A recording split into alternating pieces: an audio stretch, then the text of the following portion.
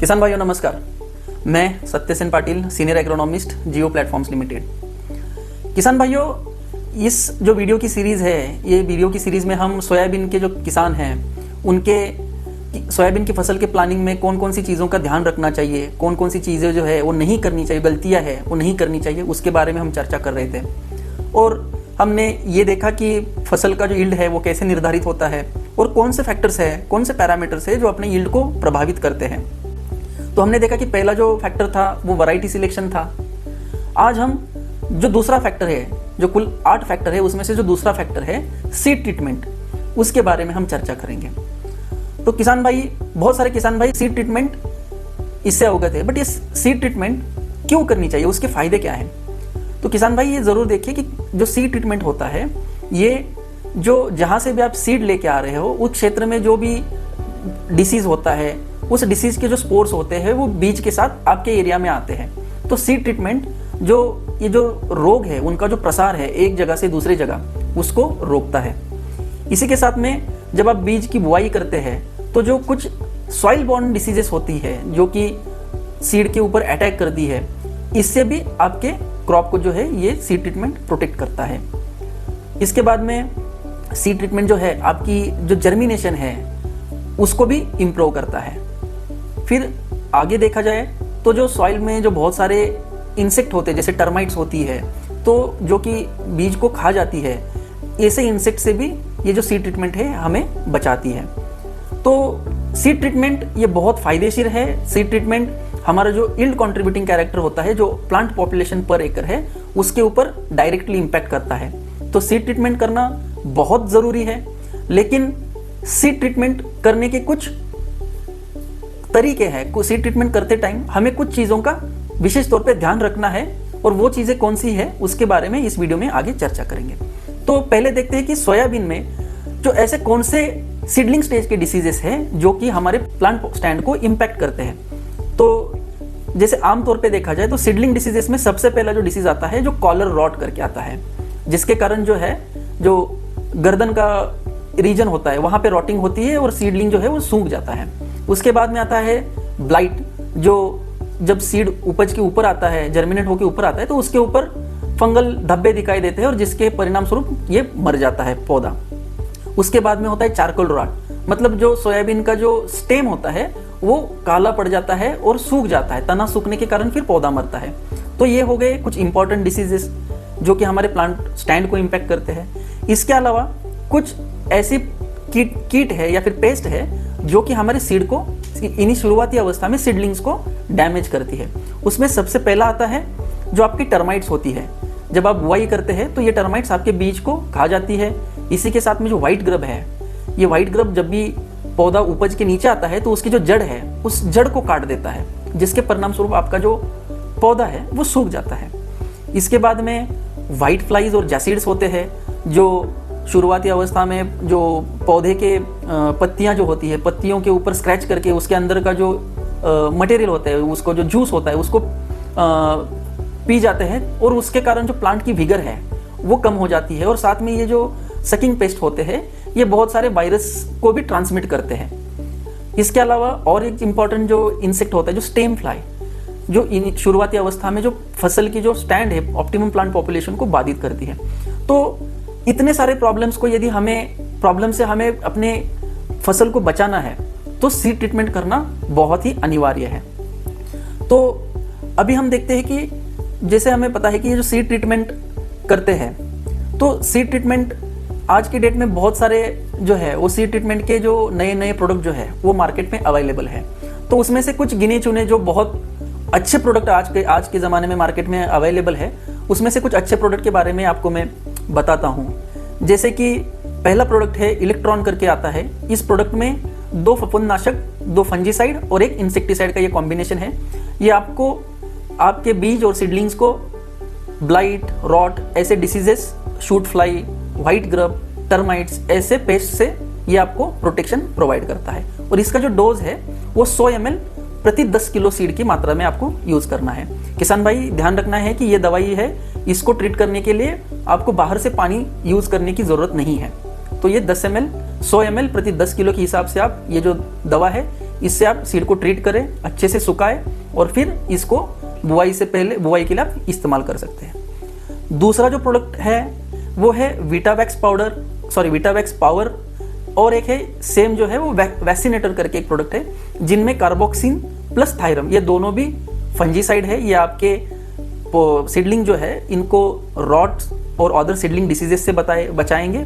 ये जो दवाई है ये आपके प्रोडक्ट को, आपके फसल को किसी भी पेस्ट से आपको नहीं बचाएंगे। यदि ये प्रोडक्ट यूज करते हैं तो आपको अलग से आपको इंसेक्टिसाइड के साथ इसको सीड को ट्रीट करना पड़ेगा। ये जो प्रोडक्ट का डोज है वो आपको यूज करना है 3 ग्राम प्रति किलो सीड, और ये दवाई जो है वो आपको 10 से 15 ml प्रति किलो सीड के हिसाब से पानी लेना है और उसमें घोल बना के फिर इसको आपको दवा का ट्रीटमेंट करना है। इसी श्रृंखला में जो तीसरा प्रोडक्ट है जो एवरगोल एक्सटेंड के नाम से आता है, इसमें भी 2 फंजीसाइड आते हैं। ये आपके जो सीड्स है उनको सीडलिंग रॉट और ब्लाइट जैसे डिसीज से बचाते हैं। इससे आपके सीड को इंसेक्टिसाइड से कोई प्रोटेक्शन नहीं मिलता है, आपको अलग से इंसेक्टिसाइड से ट्रीट करना पड़ेगा। और इसकी जो डोज है वो है 1 मिली प्रति किलो सीड के हिसाब से, और पानी जो है वो आपको 10 से 15 मिली प्रति किलो सीड के हिसाब से लेना है। चौथी दवाई आती है स्प्रिंट नाम से आती है। स्प्रिंट में जो एक्टिव इंग्रेडिएंट है वो कार्बेंडाजिम प्लस मैनकोजेब है। अगेन ये दवाई जो है ये रूट रॉट, कॉलर रॉट, इन सारी डिसीजेस से आपके सीड को बचाती है, सीडलिंग को बचाती है। इसमें कोई इंसेक्टिसाइड नहीं है। इसका जो डोज है वो 3 ग्राम प्रति किलो सीड के हिसाब से है, और 10 से 15 ml पानी जो है वो आपको प्रति किलो सीड घोल बनाने के लिए लेना है। 5वां प्रोडक्ट है सिस्टिवा।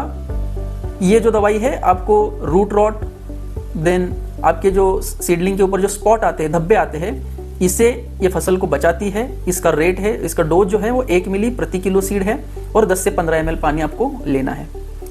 इसके बाद जो दवा आती है वो गाउचो है। गाउचो में आपको इमिडाक्लोप्रिड एक्टिव इंग्रेडिएंट मिलेगा, जो कि एक कीटनाशक है।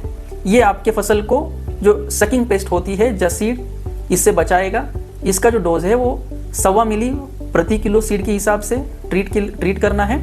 साथ में आपको 10 से 15 ml पानी का प्रति किलो सीड के लिए पानी यूज करना है घोल बनाने के लिए। और फिर जो आखिरी जो 7वां प्रोडक्ट है वो क्रूजर 350 FS के नाम से मार्केट में है, जिसका कंटेंट है थाइमिथॉक्साम। अगेन ये एक कीटनाशक दवाई है। ये आपके फसल को स्टेम फ्लाई से प्रोटेक्ट करती है। इसको ट्रीट करने के लिए इसका जो डोज है वो 6 मिली प्रति किलो सीड के हिसाब से है, और साथ ही में आपको 5 ml जो है वो पानी प्रति किलो सीड के हिसाब से घोल बनाने के लिए यूज करना है। तो ये थे कुछ इम्प्रूव्ड प्रोडक्ट जिसको यूज करके आप आपके बीज को ट्रीट कर सकते हैं।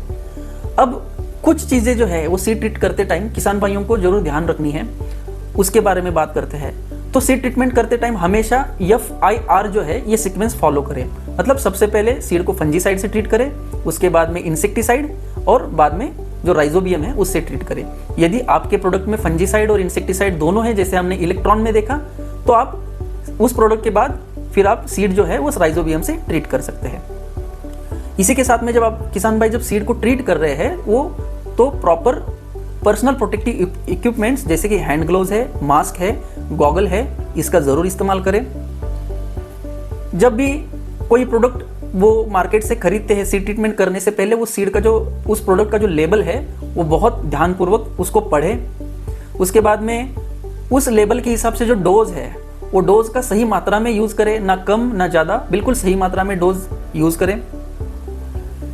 फिर जो सीड ट्रीटमेंट है, जो केमिकल सीड ट्रीटमेंट है, ये हम बुआई से पहले कर सकते हैं। मतलब सीड ट्रीटमेंट कर केमिकल सीड ट्रीटमेंट करके हम जो बीज है वो कुछ दिनों के लिए स्टोर कर सकते हैं। लेकिन जो राइजोबियम या फिर फॉस्फेट सोल्युबलाइजिंग बैक्टीरिया, इनकी जो ट्रीटमेंट होती है ये बुआई के पहले की जाती है। मतलब आपको सीड राइजोबियम PSB से आप ट्रीट करते हो तो आपको बीजों को सुखाना है और इमीडिएटली आपको उसको बुआई के लिए यूज करना है। और हमेशा जो सीड ट्रीटमेंट के बाद जो सीड्स होते हैं उसको छांव में सुखाए, कभी भी सीधा धूप में उसको सुखाने के लिए ना रखें।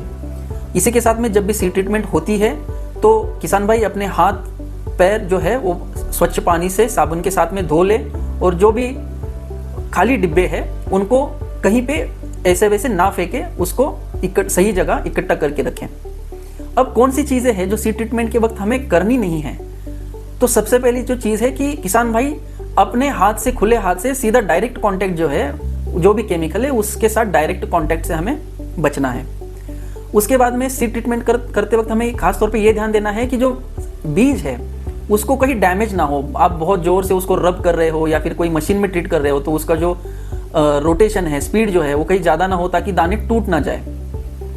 इसके बाद में सीड ट्रीटमेंट जब तक हो रही है उस प्रक्रिया के दरमियान किसान भाई कुछ भी चीज़ खाने या फिर पीने से खुद को वर्जित रखें, मतलब खाने पीने से खुद को अलग रखें। उसके बाद में जो एम्प्टी कंटेनर्स होते हैं उसका पर्सनल यूज़ के लिए यूज़ ना करें। बहुत बार जो खाली डब्बे होते हैं किसान भाई वो ट्रीटमेंट के बाद पर्सनल यूज़ के लिए उसका यूज़ करते हैं। तो ये सारी चीज़ों का ध्यान रखते हुए यदि किसान भाई सीड ट्रीटमेंट करते हैं तो उनका जो सीड ट्रीटमेंट के कारण जो यील्ड पे आने वाली इम्पैक्ट है, जो कम होने यील्ड जो है सीड ट्रीटमेंट के कारण जो भी ऑप्टिमम प्लांट पॉपुलेशन पे होने वाला इम्पैक्ट होता है वो कम हो जाएगा और उपज में आपको अच्छी बढ़ोतरी मिल सकती है। उम्मीद है आपको ये वीडियो अच्छा लगा हो। धन्यवाद।